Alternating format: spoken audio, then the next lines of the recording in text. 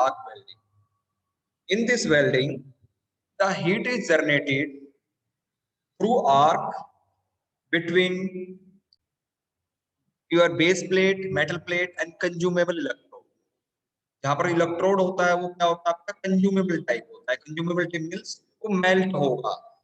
ठीक है, the electrode is consumable, that is going to melt, वो मेल्ट होगा. And the work piece, base metal means work piece. तो ये देखो आपका वर्क पीस है, this is a work piece, और ये आपका इलेक्ट्रोड है. और in between them arc is generated. इन दोनों के बीच में क्या होगी आपकी आर्क जनरेट होगी. इन between them the arc is generated. जो हमने बेसिक प्रिंसिपल डिस्कस किया था अकॉर्डिंग टू दिस. तो समझ में आ गया यहाँ तक सबको कि what is the meaning of shielded metal arc welding.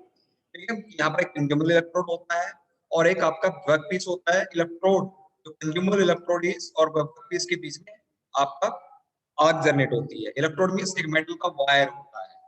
ठीक है, तो इलेक्ट्रोड इज कोटेड.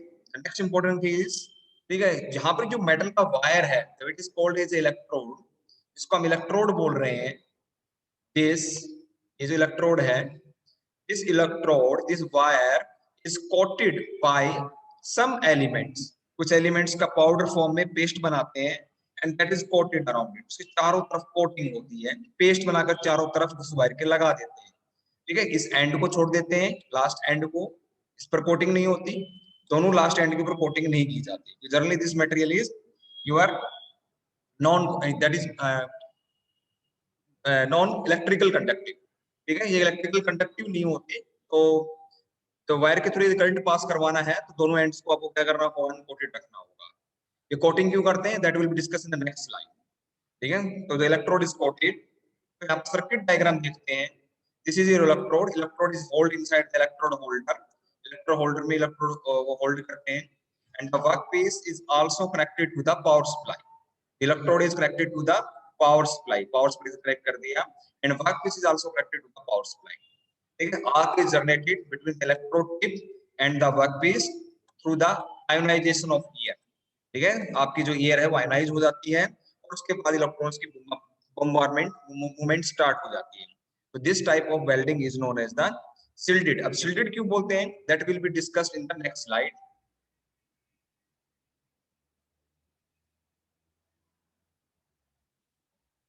ठीक है, जैसे मैंने वर्कशॉप में भी डिस्कस किया था कि there is a molten metal during the welding. जब आप वेल्डिंग करते हो, ठीक है, तो यहाँ पर क्या होता है हमारे पास, जहाँ पर वर्क पीस है वहां पर क्या आएगा, वहां पर मोल्टन मेटल आएगी. जिसे molten metal around it, electrode के चारों तरफ मोल्टन मेटल आएगी. And in the environment there is oxygen. Environment के अंदर क्या ऑक्सीजन है. And oxygen easily react with the molten metal. जो मोल्टन फॉर्म में जब मेटल होती है तो आपके ऑक्सीजन इजीली उसके साथ क्या करती है, रिएक्ट करती है. और मोल्टन मेटल का क्या हो जाता है, ऑक्सीडेशन हो जाता है. ठीक है, फॉर एग्जांपल जैसे आप स्टील की वेल्डिंग कर रहे हो तो वहां पर आपका बेस मेटल क्या है, दैट इज आयरन. तो आयरन का क्या हो जाएगा, आयरन ऑक्साइड बन जाएगा. ठीक है, तो यदि आपका आयरन ऑक्साइड बन जाता है दैट इज हाईली, जो आयरन ऑक्साइड की, भाई ये माइक ऑफ करो, किसका माइक ऑन है. आयरन ऑक्साइड, आयरन ऑक्साइड्स की जो मैकेनिकल प्रॉपर्टीज हैं दैट इज एक्सट्रीमली पुअर. वो बहुत ज्यादा पुअर है as compare to the steel. Steel के कंपेयर में. ठीक है, iron oxide is brittle material, hard material and low strength material. जबकि जो आपका स्टील होता है वो क्या होता है, लो कार्बन स्टील है generally, that is ductile, tough and high strength material as compare to the your iron oxide. तो कहने का मतलब क्या है कि आयरन ऑक्साइड यदि बन जाता है ज्वाइंट्स की पोजीशन के ऊपर तो that is a weak location. वो वीक लोकेशन बन जाएगी. तो आपके पास दो प्लेट हैं फॉर एग्जांपल, आपने उनको वेल्डिंग किया. ठीक है, और ठीक है, due to the environmental oxygen इस पोर्शंस के अंदर जो मोल्टन मेटल थी उसका क्या हो गया, ऑक्सीडेशन हो गया. That is iron oxide. Iron oxide बन गया. ड्यूरिंग द एप्लीकेशन, जब आप इस प्लेट को यूज करोगे एंड अप्लाई द फोर्सेज, और फोर्सेज अप्लाई होंगे ड्यूरिंग द एप्लीकेशंस, तो this joint is will be fail. Crack will be start from the joint. Crack joint से start होगी. तो जो joint है that will be at a weak location. वो weak location से crack करेंगे. और ऐसा नहीं होना चाहिए. Joint strength must be equal to the plate material. जो ज्वाइंट की स्ट्रेंथ है वो प्लेट मटेरियल के बराबर आनी चाहिए, ठीक है, वो वीक लोकेशन नहीं बननी चाहिए। तो इसका एक सॉल्यूशन क्या है कि मोल्टन मेटल का ऑक्सीडेशन नहीं होना चाहिए। तो मोल्टन मेटल का ऑक्सीडेशन को रोकने के लिए हम क्या करते हैं, ठीक है, कि there are some elements in the coating, जो इलेक्ट्रोड की चारों तरफ कोटिंग की है एलिमेंट्स की, उन एलिमेंट्स को collectively we called as a flux, उनको फ्लक्स बोलते हैं। In the flux there are some material which is going to burn, वो burn होते हैं and produce the carbon dioxide gas, produce the inert gases, वो inert gases बनाते हैं, ठीक है। तो चारों तरफ क्या हो जाएगा, ठीक है, जो आपकी जब आग जनरेट होगी तो इलेक्ट्रोड टिप से जो हीट मिल रही है उससे आपका ये वायर भी मेल्ट करेगा, जो इलेक्ट्रोड है वो वायर है दैट इज मेल्टेड, इलेक्ट्रोड का वायर भी मेल्ट होगा, और उसके चारों तरफ जो कोटिंग है, इलेक्ट्रोड की जो चारों तरफ कोटिंग है वो भी क्या होगी, मेल्ट होगी और बर्न होगी, ठीक है, और उसे इनर्ट गैसेस बनेगी। तो चारों तरफ क्या हो जाएगा, इनर्ट गैसेस का एक इन्वायरमेंट क्रिएट हो जाएगा around the molten metal, around the molten metal inert gas shielding is created, and that is the reason this type of welding is known as the shielded metal arc welding। ठीक है, किसको shield कर रहे हैं, molten metal को shield कर रहे हैं, किससे शिल्ड कर रहे हैं, prevent from the environmental oxygen, जो इन्वायरमेंट की ऑक्सीजन से उससे बचा रहे हैं, ठीक है, तो prevent the molten metal from the oxidation से बचा रहे हैं। that is the primary goal of a coating on the electrode, ये primary goal है coating of the electrode। in the some there are some elements, कुछ elements क्या होते हैं, they are going to melt, वो melt होते हैं and they go inside the molten metal, melt होकर molten metal के अंदर ही चले जाएंगे, they will be enter into the molten metal, molten metal के अंदर जाएंगे, और ठीक है, जैसे कि तो this elements react with the impurities of materials, impurities का मतलब क्या है, they are some unwanted material in the your work piece, for example in low carbon steel generally silicon, phosphorus, manganese, they are consider as impurities, इनको low carbon steel में impurities माना जाता है, ठीक है। तो जो आपके फ्लक्स के अंदर एलिमेंट्स हैं they will be go inside the molten metal, molten metal अंदर जाएंगे and react with the impurities, और इन impurities के साथ react करेंगे and make the compound of, ठीक है, और उनके साथ compound बना लेंगे, and density of that compound is different than the base molten metal, जो आपका molten metal है उससे इनकी जो density है वो different होती है, and they are also non soluble, insoluble, ठीक है, और ये क्या होते हैं, insoluble होते हैं, mix भी नहीं होते। तो क्या हो जाएगा, they will be float, this compound will be float on the surface, ये फ्लोट होकर कहाँ आ जाएंगे, आपके मोल्टन मेटल के टॉप में आ जाएंगे, सरफेस के ऊपर आ जाएंगे, टॉप के ऊपर आ जाएंगे। If there is a environmental attack on the molten metal, तो टॉप पर कौन है, ये कंपाउंड्स हैं, ठीक है, इन ठीक है, तो अटैक ऑक्सीजन अटैक किसके ऊपर होगा, कंपाउंड्स के ऊपर होगा, और that is going to oxidise, उनका ऑक्सीडेशन होगा। Molten metal are below the compound, जो मोल्टन मेटल है वो तो आपके जो and that is called is slag, इसको क्या बोलते हैं कंपाउंड्स को, जो डिफरेंट मटेरियल्स के अलग अलग कंपाउंड्स बनेंगे collectively is known as the slag, इन कंपाउंड्स को कलेक्टिवली स्लैग बोल देते हैं। तो स्लैग के नीचे आपकी मोल्टन मेटल है, ठीक है, तो दो तरीके से हम क्या करते हैं, ऑक्सीजन से बचाते हैं, एक इनर्ट गैस से और दूसरा स्लैग फॉर्मेशन से, we prevent the molten metal from the oxidation. दूसरा क्या है, जो स्लैग है वो क्या करती है, कूलिंग रेट को स्लो करती है, वेल्डिंग का कूलिंग रेट स्लो होगा तो यूनिफॉर्म माइक्रोस्ट्रक्चर डेवलप होगा, ठीक है, तो हीट ट्रीटमेंट की तरह में भी ये हमारी हेल्प करता है स्लैग फॉर्मेशन। तो that is a primary goal, ठीक है, to prevent the oxidation by inert gas and by the slag formation, slag formations के। Now we come on the next slide. Yeah, the next target is objective of coating. Coating जो की हमने, coatings means the flex on the electrode. What is the use of this? The first is to increase the arc stability with the help of low ionization potential element like sodium, potassium, etc. ठीक है, generally क्या करते हैं, जो elements जो का जो paste बनाकर इलेक्ट्रोड पर लगाया गया है, ठीक है, उनके अंदर जनरली पोटेशियम, सोडियम भी ऐड करते हैं ताकि जो इलेक्ट्रोड टिप और वर्कपीस के बीच में, दैट इज द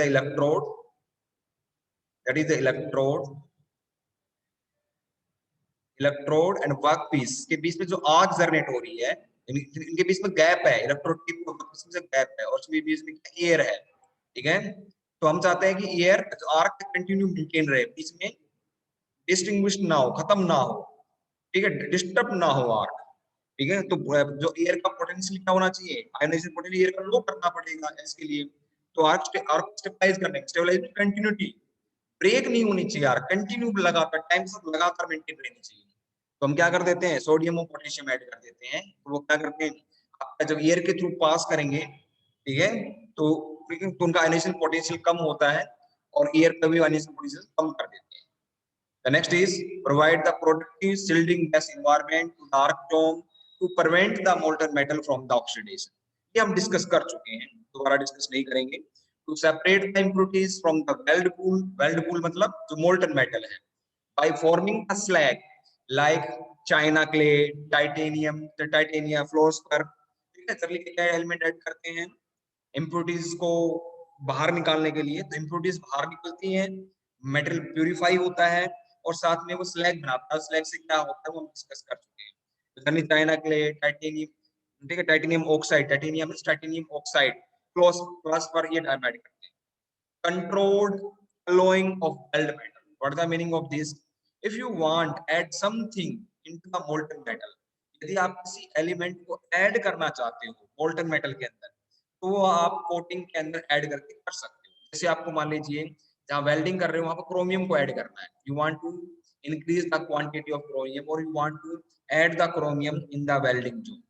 तो we in the powder form we add this chromium in the coating. Electrode की जो फ्लक्स कोटिंग करेंगे उसी के अंदर क्या कर देंगे, क्रोमियम ऐड कर देंगे, ठीक है। तो जब ये मेल्ट होगा आपका इलेक्ट्रोड और आफ्टर कोटिंग मेल्ट होगी, तो chromium will be flow from electrode to the workpiece molten metal, ठीक है। वो क्या करेगा, फ्लो करेगा वर्कपीस से, इलेक्ट्रोड से वर्कपीस के अंदर चला जाएगा। तो जो alloying means to add extra elements, ठीक है, उनको हम क्या कर सकते हैं, क्वांटिटी को कंट्रोल कर सकते हैं। To increase the viscosity of molten metal by adding element like titanium oxide etcetera, ठीक है। जनरली क्या होती है, यदि मोल्टन मेटल की विस्कोसिटी काफी पुअर है, लो है, तो जहां पर आप वेल्डिंग कर रहे हो, this is a two plates and we are melting this two edges, इन एजेस को मेल्ट कर रहे हैं, नीचे ऊपर कोई वो नहीं है, there no constraint to control the flow of molten metal, कोई कंस्ट्रेंट नहीं लगे हुए एट द टॉप सरफेस, ऊपर और नीचे, ठीक है। यदि विस्कोसिटी लो है तो मोल्टन मेटल फ्लो करके बाहर आ जाएगी बिफोर द सोल्डिफिकेशन होने से पहले। तो विस्कोसिटी क्या होनी चाहिए, हाई होनी चाहिए, ताकि मोल्टन मेटल बहकर बाहर ना आ जाए, ठीक है, बिफोर द सोल्डिफिकेशन। जब तक मेटल फ्लो करना शुरू करे उससे पहले ही क्या हो जाना चाहिए, सोल्डिफिकेशन हो जाना चाहिए। तो विस्कोसिटी को इंक्रीज करने के लिए हम, ठीक है, एलिमेंट्स ऐड करते हैं। जनरली क्या क्या एलिमेंट्स ऐड करते हैं हम नेक्स्ट लेवल में देखते हैं। The common elements added in the coating or in the flax, the first is a quartz, this is also known as silicon oxide. It increase the current carrying capacity of a electrode, ठीक है। Quartz silicon oxide add करते हैं जिससे कि आपकी जो current को flow करने की कैपेसिटी है from electrode to the workpiece, it is increase. Next is known rutile, this is also known titanium oxide, it is used to increase the slag, ठीक है, स्लैग फॉर्मेशन, जो स्लैग फॉर्मेशन की tendency है उसको increase करता है। तो slag formation लिख लो यहाँ पर, ठीक, increase the slag formation,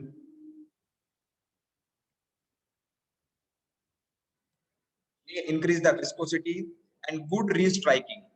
good restriking means, ठीक है, यदि आपका आर्क डिसकंटिन्यू हो जाती है तो easily we can restart the arc, ठीक है, हम रीस्टार्ट उसे कर सकते हैं, ठीक है। Next is calcareous spar, it is use reducing the arc voltage, ठीक है, रिड्यूस द इनएक्टिव गैस, ठीक है। देखो इसके अंदर कार्बन है, ठीक है, CO3, तो यहाँ पर क्या होगा, कार्बन बर्न होकर क्या बनाएगा, कार्बन डाइऑक्साइड गैस बनाएगा and slag formation. The next is phosphor, increase the slag formation and viscosity. Next is potassium sodium silicate, it is act as a bonding agent, ठीक है। ये क्या करते हैं, आपका आर्क कोस्ट जो है उसका पोटेंशियल उसको लो करते हैं, और मोल्टन मेटल्स के जो पार्टिकल्स हैं उनको बॉन्ड आपस में बाइंड करने में हेल्प करते हैं, बॉन्डिंग एजेंट की तरह भी काम करते हैं। तो they are some common elements, ठीक है, ये कुछ ही हमने डिस्कस किए हैं। द मोस्ट इंपॉर्टेंट जो है वो डिस्कस किए हैं।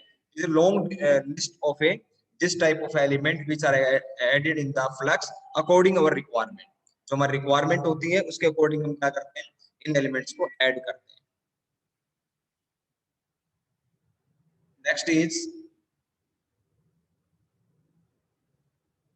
in a shielded metal arc welding, the current quantity generally where we can use 50 to 300 ampere. This current quantity depend upon the thickness of a material. जो material की thickness होती है उस पर डिपेंड करता है, ठीक है। जैसे जैसे मटेरियल की थिकनेस इंक्रीज होगी, देयर आर टू प्लेट्स, एक प्लेट ये है आपकी और दूसरी प्लेट यहाँ पर ये है, इन दोनों को वेल्ड करना है। वेल्ड करने के लिए हमें क्या करना होगा, इन एजेस को मेल्ट करना होगा, टॉप से लेकर बॉटम तक पूरे रीजन को, ठीक है, कंप्लीट रीजन को हमें क्या करना होगा, टॉप से लेकर बॉटम को हमें मेल्ट करना होगा ऑफ दिस एजेस। ठीक है, तो जैसे जैसे थिकनेस इंक्रीज करेगी, दिस थिकनेस इज इंक्रीज, तो हमें क्या करना होगा, ज्यादा मटेरियल को मेल्ट करना होगा in the same interval of time. ठीक है, तो ज्यादा मटेरियल को मेल्ट करने के लिए हमें क्या चाहिए, ज्यादा हीट। वॉल्यूम जैसे इंक्रीज करेगा, we require the more current, ज्यादा करंट की रिक्वायरमेंट होगी। ठीक है, तो जैसे थिकनेस इंक्रीज करेंगे वैसे वैसे करंट क्वांटिटी को भी हम क्या करेंगे, इंक्रीज करेंगे। ठीक है, जनरली, ठीक है, we can weld 15 mm 15 mm की प्लेट को easily we can weld by using the shielded metal arc welding. Shielded metal arc welding से वेल्डिंग कर सकते हैं। Voltage generally use 50 to 80 voltage, ठीक है, 50 से 80 वोल्टेज हम यूज करते हैं। Voltage decide the what is the gap between electrode tip and workpiece. जो इलेक्ट्रोड आपका लगा हुआ है, ठीक है, और वर्कपीस के बीच में गैप कितना होगा, it depend upon arc voltage. ठीक है, जब गैप बढ़ाओगे तो वोल्टेज को भी इंक्रीज करना होगा, क्योंकि एयर गैप बढ़ जाएगा तो आपका रेजिस्टेंस बढ़ जाएगा। ठीक है, एयर रेजिस्टेंस बढ़ जाएगा, और एयर का कॉलम, जब एयर कॉलम की लेंथ बढ़ेगी तो उसको आयोनाइज करने के लिए हमें क्या चाहिए, ज्यादा वोल्टेज की रिक्वायरमेंट होगी। ठीक है, next is requirement of higher input. ठीक है, हायर हीट इनपुट। ठीक है, जैसे जैसे आपको हायर हीट इनपुट की रिक्वायरमेंट है according to thickness of a material, you are going to increase the welding current. आप वेल्डिंग करंट को बढ़ाते हो बाय यूजिंग द ट्रांसफार्मर, क्योंकि जनरली हमारे पास यहाँ पर ट्रांसफार्मर होता है। If you are using the AC current, alternating current use कर रहे हैं, तो स्टेप डाउन ट्रांसफार्मर होता है। तो स्टेप डाउन ट्रांसफार्मर का यूज करके हम क्या कर लेते हैं, करंट की क्वांटिटी को कंट्रोल करते हैं। Need of high welding current, if the current quantity is increased, यदि आप करंट की क्वांटिटी बढ़ा रहे हो, then you also increase the diameter of electrode। ठीक है, जो इलेक्ट्रोड है उसका डायमीटर को भी क्या करना होगा, करंट क्वांटिटी के साथ इंक्रीज करना होगा। यदि ऐसा नहीं करोगे, हाई करंट क्वांटिटी को लो डायमीटर के इलेक्ट्रोड में पास करोगे, तो complete electrode is going to melt. पूरा इलेक्ट्रोड ही क्या हो जाएगा, एक साथ मेल्ट हो जाएगा। एक साथ मेल्ट नहीं होना चाहिए, सिर्फ टिप मेल्ट होनी चाहिए आगे से। Tip is going to melt, tip को ही मेल्ट होना है। This is a power supply and this is connected to the workpiece. Next is difficult to weld below 3 mm। 3 mm से नीचे की जो थिकनेस होती है मटेरियल, उसको वेल्ड करने में दिक्कत आती है। क्यों आती है, क्योंकि हीट का जो है टेम्परेचर जो है लगभग 6000 टू 7000 डिग्री सेल्सियस होता है, 6000 से 7000 डिग्री सेल्सियस। ठीक है, this is high temperature heat source. और जब थिकनेस कम होगी, this large quantity of A heat, ठीक है, मेल्टेड इन लार्ज रीजन को मेल्ट कर देगी ऑन द वर्कपीस। ठीक है, जब मेटेरियल वॉल्यूम कम होगा, ठीक है, तो large quantity of material is melted and the complete material is going to thermal distortion.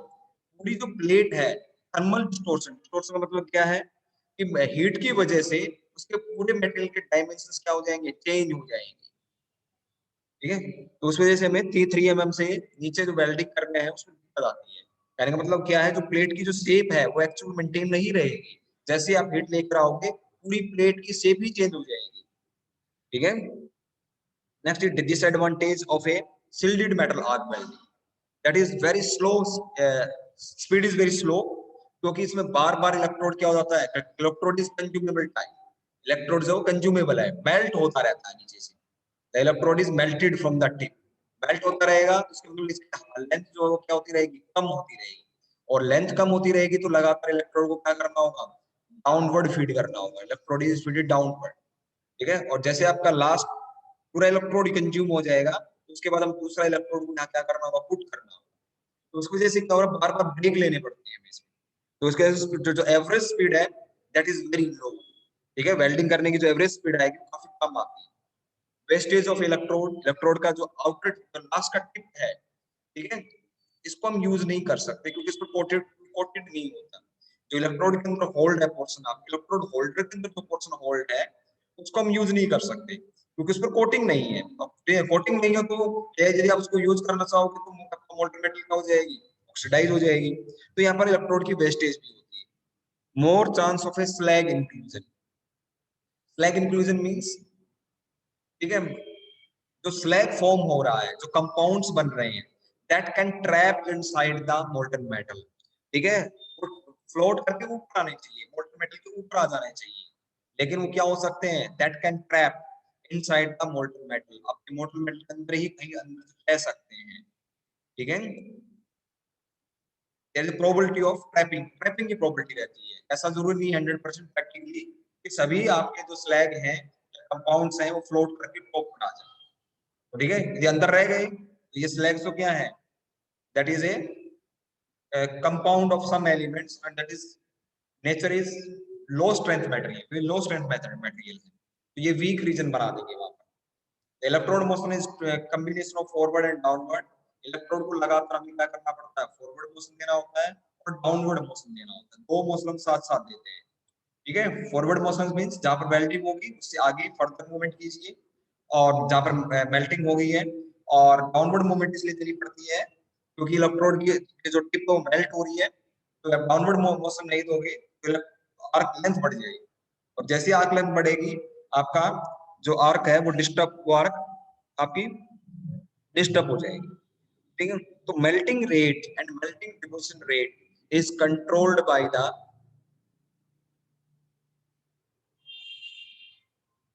Your current quantity, ठीक है, ठीक है। जब आप करंट क्वांटिटी बढ़ा दोगे मेल्टिंग रेट भी क्या हो जाएगा आपका, इट विल बी इंक्रीज। और यहाँ पर जो मेल्टिंग रेट और मेल्टिंग डिपोजिशन रेट है, आगे जो दूसरी मेल्टिंग हम डिस्कस करेंगे उनके कंपेयर में क्या है, काफी लो है।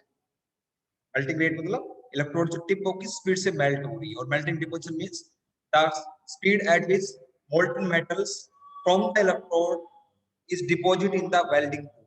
वेल्डिंग पूल मतलब जहां पर मोल्टन मेटल है उसको वेल्डिंग पूल भी बोलते हैं, वहां पर मोल्टन मेटल किस स्पीड से गिर रही है ऊपर से, that is known as the metal deposition rate. तो this type of welding is known as the shielded metal arc welding. इस तरह की वेल्डिंग को हम क्या बोल देते हैं, शिल्डेड मेटल आर्क वेल्डिंग बोलते हैं। और जो वर्कशॉप में वेल्डिंग करते हैं कौन सी करते हैं हम, शिल्डेड मेटल आर्क वेल्डिंग ही करते हैं वर्कशॉप के अंदर। Is it clear?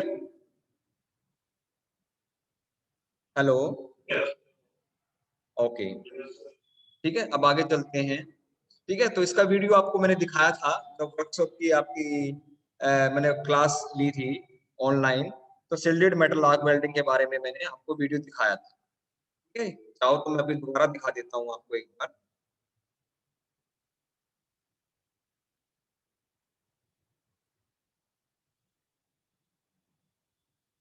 ठीक है। This is your electrode and electrode holder, electrode electrode holder दिखाया गया है, दिस इज इलेक्ट्रोड।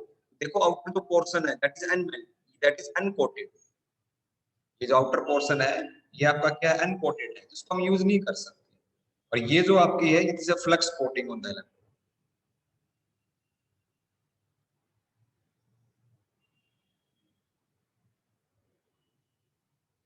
इसे ट्रांसफॉर्मर, ठीक है, इसे table on which we perform the welding, ठीक है। तो ये वीडियो है, हम देखते हैं इसको,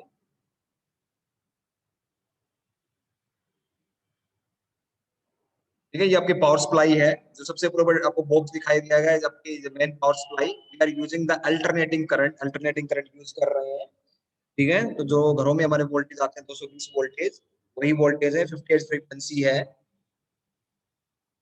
ठीक है। तो दिस इज ए ट्रांसफॉर्मर, ये हमारा स्टेप डाउन ट्रांसफॉर्मर है। तो 220 वोल्टेज को कहाँ रिड्यूस करना है, 50 to 80 वोल्टेज पर रिड्यूस करना है,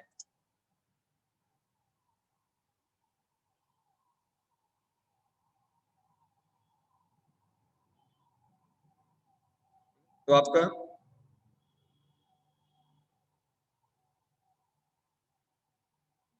ये जो आपका है, ये स्विच आर यूज्ड, ये जो स्विच है आपका, इसको हम करंट क्वांटिटी कंट्रोल करने के लिए यूज करते हैं। ठीक है, इसको रोटेट करके वी कैन इंक्रीज और डिक्रीज द करंट क्वांटिटी को इंक्रीज और डिक्रीज कर सकते हैं। ठीक है, output, one output is connected to the, ठीक है, एक आउटपुट जो आ रहा है ट्रांसफार्मर का, उसको हम किससे कनेक्ट कर देंगे, टेबल के साथ, और टेबल के ऊपर ही वर्कपीस रखेंगे तो वर्कपीस आपको सर्किट में आ जाएगा। और दूसरा आपका जो वो आउटपुट है from the transformer, that is connected to the your electrode, उस इलेक्ट्रोड के साथ कनेक्टेड कर।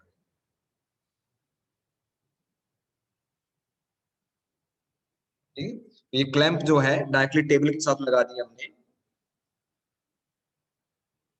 टेबल की लेग के साथ लगा दी। ठीक है, दूसरी जो आउटपुट है, दो आउटपुट वायर है फ्रॉम द ट्रांसफार्मर, वो इलेक्ट्रोड होल्डर में लगाया और इलेक्ट्रोड होल्डर के अंदर इलेक्ट्रोड को क्लैंप कर लिया। ठीक है, तो इस तरह से इलेक्ट्रोड लगाते हैं। जैसे टोंग, इसमें टोंग है, इसका आउटर में प्लास्टिक का कवर है। ठीक है, जैसे आर स्ट्राइकिंग, आग को इनिशिएट किया जा रहा है, तो चलिए ये तो आप कांटेक्ट में आग उठा लेते हो या आप स्क्रैच करते हो।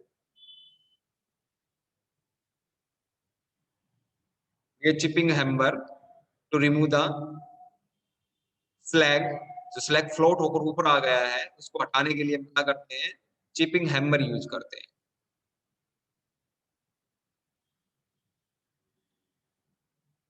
जैसे wire brush to remove the slag.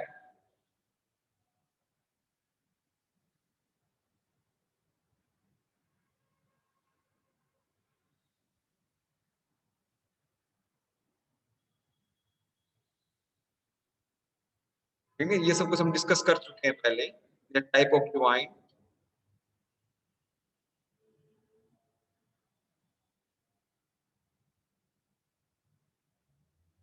ठीक है, ये हम क्या कर रहे हैं, ये तो पीस कट कर रहे हैं वेल्डिंग करने के लिए। ठीक है, this is edge preparation, edge की प्रिपरेशन की जा रही है, we are preparing the edges, means remove the oxide and oil and grease from the edges. जो भी सरफेसेस दे रखे हैं जहां पर वेल्डिंग करनी है, वहां से हम ऑयल ग्रीस को रिमूव कर देते हैं, and that is called is the edge preparation.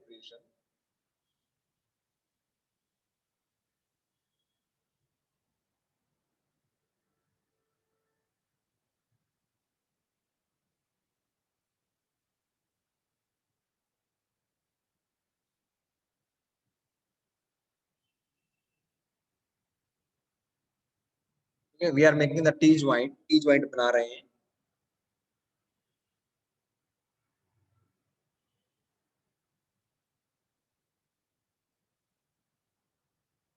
Scratch करके आग जनरेट करते हैं।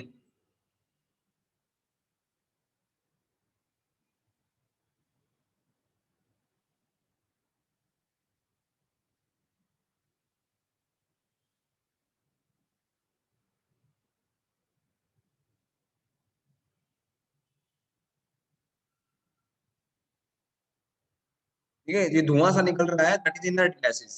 ठीक है, जैसे कार्बन डाइऑक्साइड गैस जो आपको धुआं दिखाई दे रहा है, दैट इज इनर्ट गैस, तो it is created shielding environment, यही शिल्डिंग एनवायरनमेंट क्रिएट करता है।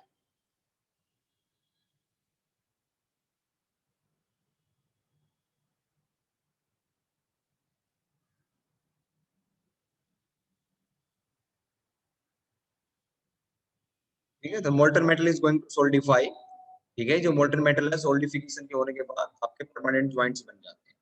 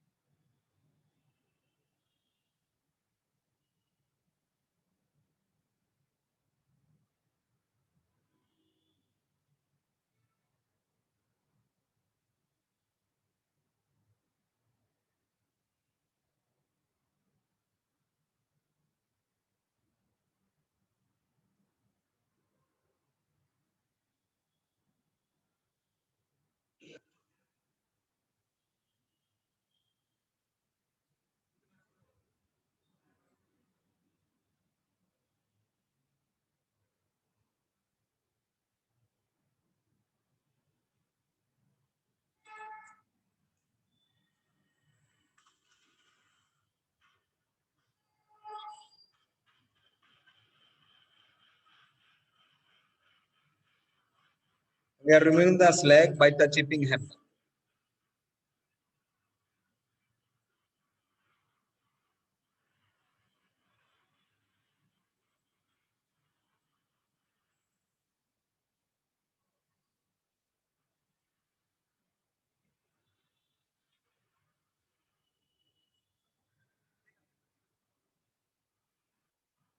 ठीक है, अब हम वापस उसी में स्लाइड में आते हैं। Is it clear? समझ आ गया सभी को? हेलो, चलो आगे स्टार्ट करते हैं। Next welding is which come under the electric arc welding. Electric arc welding and the second type is submerged arc welding, that is also called SAW। ठीक है, देखो ऑलरेडी हमारे पास शिल्डेड मेटल आर्क वेल्डिंग थी, तो हमें next welding की requirement क्यों पड़ी, पहले हमें ये पता होना चाहिए। एक्चुअली में क्या है कि जैसे ही हम थिकनेस 25 mm से ऊपर लेके जाते हैं, ठीक है, तो हमें ज्यादा मटेरियल को मेल्ट करने के लिए करंट की क्वांटिटी को बढ़ाना पड़ेगा। ठीक है, और कोई सॉल्यूशन नहीं है, इंक्रीज द करंट क्वांटिटी।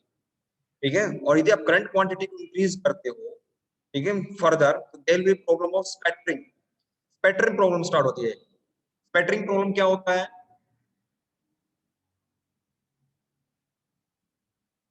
ठीक है, ये आपकी दो प्लेट हैं, ठीक है, और यहाँ पर मोल्टन मेटल है। ठीक है, तो जो आपकी इलेक्ट्रॉन्स की बॉम्बारमेंट हो रही है ऊपर से, इलेक्ट्रॉन बॉम्बारमेंट, ऊपर से जो इलेक्ट्रॉन्स की बॉम्बारमेंट हो रही है, this molten metal start to splash. ठीक है, मैग्नेटिक फील्ड की वजह से, क्योंकि जो इलेक्ट्रॉन्स मूवमेंट करेंगे मैग्नेटिक फील्ड सेटअप होगी, और इलेक्ट्रॉन्स की मूवमेंट की वजह से तो मोल्टन मेटल्स क्या करने, स्प्लैश करने लग जाती है एंड स्टार्ट टू थ्रो, चारों तरफ करने देती है, थ्रो होना शुरू हो जाती है इन स्मॉल ड्रॉपलेट, ड्रॉपलेट की फॉर्म में। ठीक है, तो पूरी प्लेट्स के ऊपर ड्रॉपलेट्स आ जाती है, मेटल स्प्लैश होकर it is be droplet is distributed throughout the plate.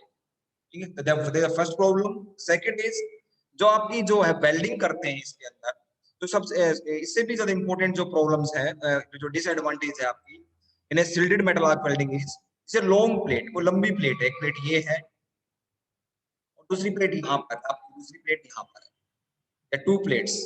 ठीक है, इनको यहाँ यहाँ पर क्या करना है, from one end to this end to last end तक वेल्डिंग करनी है। What is the problem? हमें पता है इलेक्ट्रोड की जो लेंथ है that is limited, electrode length is very limited, और जैसे इलेक्ट्रोड की लेंथ खत्म होगी, electrode is consumed, we stop the welding, हमें वेल्डिंग को रोकना पड़ेगा in the shielded metal arc welding. और जैसे अपने वेल्डिंग को रोका, मान लीजिए अपने हाथ की वेल्डिंग कर पाए और इलेक्ट्रोड क्या हो गया, आपका खत्म हो गया, electrode is consumed, electrode is consumed. और जब दोबारा से वेल्डिंग स्टार्ट करोगे, there some portion of this जो ऑलरेडी वेल्डेड है उसको दोबारा से मेल्ट करना होगा। ठीक है, जो पोर्शन ऑलरेडी मेल्टेड हो चुका, वेल्डेड हो चुका है, उसको दोबारा से मेल्ट करना होगा और फर्दर हम वेल्डिंग स्टार्ट करेंगे।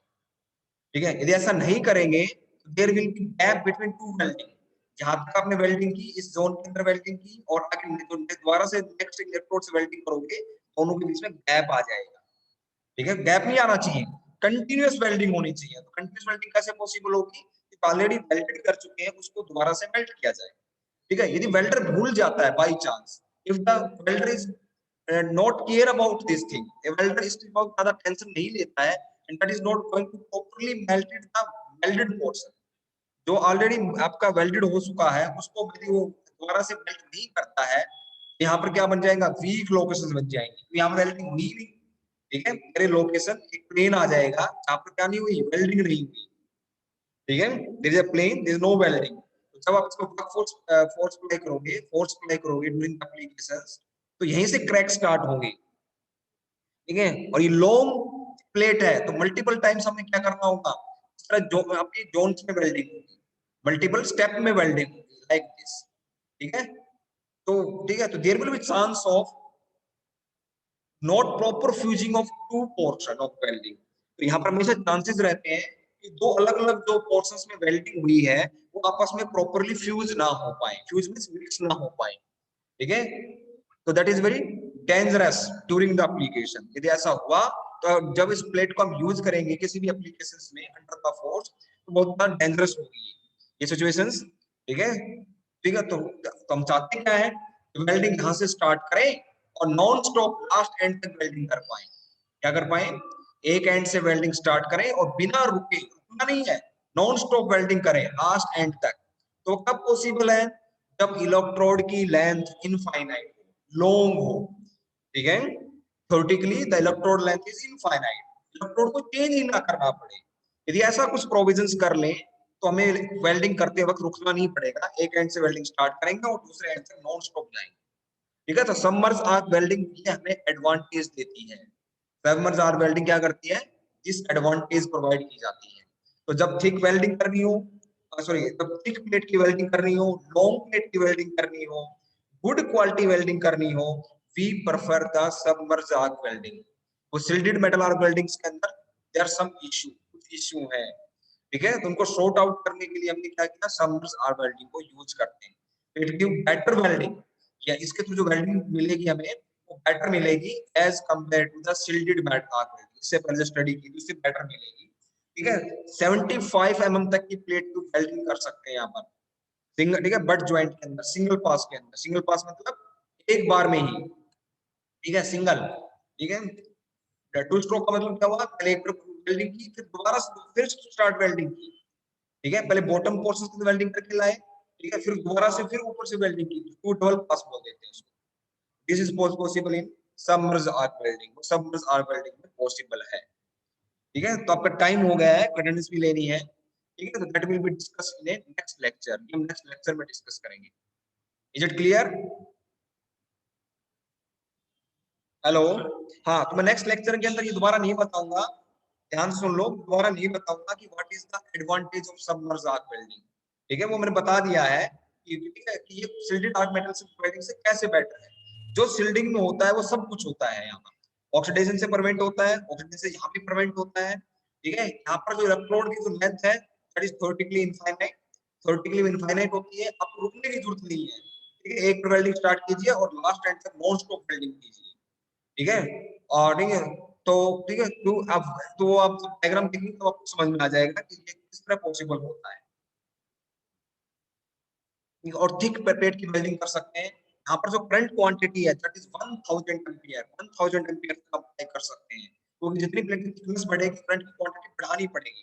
There is no problem of spattering, spattering की प्रॉब्लम नहीं है, क्योंकि उसके ऊपर आउटपुट पावर होता है, पावर किस चीज का होता है वो आगे डिस्कस करेंगे, ठीक है। तो मोल्टन मेटल स्प्लैश तो यहाँ पे भी होती है, लेकिन वो बाहर नहीं जा सकती, स्प्लैश होकर वहीं रुक जाती है, ठीक है। जैसे आप पानी के ड्राम के अंदर ऊपर से बंद हो ड्राम और उसके पानी को हिलाओ, तो पानी ड्राम से बाहर नहीं जा सकता, अपने सिलेंडर से बाहर नहीं जा सकता, ठीक है। उसी तरह यहाँ पर होगा, that will be discussed in next lecture. तो 12:15 बजे आपका लेक्चर